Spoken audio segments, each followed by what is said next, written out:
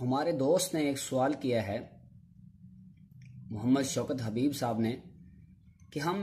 باہر ایک جگہ نماز پڑھتے ہیں، نماز تراویح پڑھتے ہیں، اور وہ جو امام صاحب ہیں وہ 8 رکعت نماز تراویح پڑھتے ہیں اور ساتھ ساتھ قرآن پاک دیکھ کے پڑھتے ہیں، کیا یہ ہم ان کے پیچھے نماز پڑھیں یا ہماری نماز ہوتی ہے یا نہیں ہوتی؟ تو آج میں نے آپ کے سامنے اس کے دلائل رکھنے ہیں کہ نماز تراویح جو ہے وہ 8 رکعت نہیں بلکہ 20 رکعت ہے۔ اور دوسری بات یہ سماعت فرما لیں، فقہ حنفی کے مطابق اگر کوئی شخص قرآن پاک کو ہاتھ میں لے کر دیکھ کے پڑھتا ہے تو ایسے شخص کی نماز ٹوٹ جاتی ہے، یعنی یہ قرآن پاک دوران نماز تراویح دیکھ کر پڑھنے سے نماز نہیں ہوتی، تو جس امام کی نماز نہیں ہوگی اس کے پیچھے نماز بھی نہیں ہوگی۔ اب دوسری بات جو انہوں نے پوچھی ہے کہ وہ 8 رکعت نماز تراویح پڑھاتے ہیں۔ یاد رکھیں، تراویح کے متعلق نبی پاک امام الانبیاء صلی اللہ علیہ وآلہ وسلم کی حدیث پاک ہے، من قام رمضان ایمانا و احتسابا غفر له ما تقدم من ذنبی، جو رمضان میں قیام کرے اللہ رب العالمین اس کے پچھلے سارے گناہوں کو معاف فرما دے گا۔ اس سے مراد نماز تراویح ہے، اور نبی پاک امام الانبیاء صلی اللہ علیہ وآلہ وسلم نے خود نماز تراویح پڑھی اور 20 رکعت نماز تراویح پڑھی، لیکن آپ نے پھر یہ ترک کر دی۔ پاک علیہ الصلوۃ والسلام نے نماز تراویح پڑھی اور اس اندیشے سے آپ نے چھوڑ دی کہیں میری امت پہ یہ فرض نہ ہو جائے۔ لیکن نبی پاک امام الانبیاء صلی اللہ علیہ وسلم نے کتنی رکعات پڑھی، ہم یہ حدیث پاک سماعت کرتے ہیں۔ معجم طبرانی کی جلد نمبر 11 صفحہ نمبر 393 میں یہ حدیث پاک موجود ہے،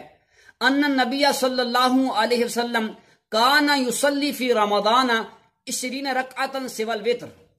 کہ نبی پاک امام الانبیاء صلی اللہ علیہ وآلہ وسلم رمضان شریف میں 20 رکعت نماز پڑھتے تھے سوائے وتر کے۔ اور یہ نماز تراویح مراد ہے کہ نبی پاک امام الانبیاء نے رمضان شریف میں 20 رکعت نماز تراویح ادا فرمائی ہے۔ اور روایت سماعت کریں، حضرت سعید بن یزید رضی اللہ تعالیٰ عنہ سے مروی ہے، آپ کہتے ہیں قال کنا نقوم فی عہد عمر رضی اللہ عنہ ب20 رکعتا، کہ آپ فرماتے کہ حضرت عمر رضی اللہ تعالیٰ عنہ کے زمانے میں ہم 20 رکعت نماز تراویح پڑھتے تھے۔ اور اس طرح ایک اور روایت میں حضرت ابو عبد الرحمن سلمہ رضی اللہ تعالی عنہ فرماتے ہیں کہ ان علی دعا القراء فی رمضان وامر رجلا یصلی بالناس 5 تراویحات 20 رکعتا وکان علی یوتر بہم، کبریٰ کی اس کا پیج نمبر ہے 496۔ آپ فرماتے ہیں، ابو عبد الرحمن فرماتے ہیں، بے شک رمضان شریف میں مولا کائنات حضرت علی کرم اللہ تعالی وجہ الکریم نے قرہ قاریوں کو بلایا اور ایک شخص کو حکم دیا کہ وہ لوگوں کو 5 تراویحات یعنی 20 رکعات نماز تراویح پڑھیں، کیونکہ ہر 4 کے بعد تراویح ہوتا ہے، آرام کرتے ہیں، تو یہ 20 رکعات بنتی ہیں۔ اور مولا کائنات حضرت علی کرم اللہ تعالی وجہ الکریم وتر کی نماز کی آپ جماعت فرمایا کرتے تھے۔ حضرت عمر رضی اللہ تعالی عنہ کے زمانے میں نماز تراویح کی جماعت شروع ہوئی ہے، اس سے پہلے نماز تراویح جماعت سے ادا نہیں ہوا کرتی تھی۔ ایک مرتبہ حضرت عمر رضی اللہ تعالی عنہ، یہ حدیث بخاری شریف کے اندر موجود ہے اور 2010 نمبر حدیث ہے، کہ حضرت عمر رضی اللہ تعالی عنہ ایک مرتبہ مسجد میں گئے تو دیکھا لوگ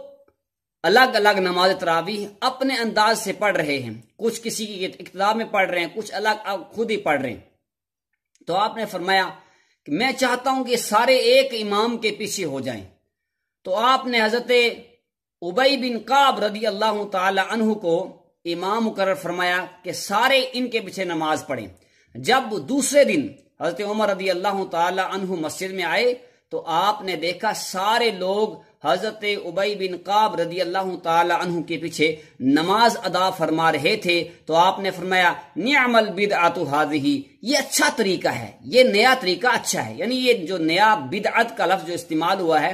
بدعت بولتے ہیں نئے کام کو، کیونکہ نیا کام جو دین میں دین کے مخالف نہ ہو ایجاد کرنے میں کوئی حرج نہیں ہے۔ تو جماعت سے نماز تراویح ادا کرنا کوئی بری بات نہیں، بلکہ لوگوں کے ثانی کے لیے ایک امام قرآن پڑھتا ہے، باقی اس کے پیچھے سماعت کرتے ہیں۔ تو پوچھا تھا کہ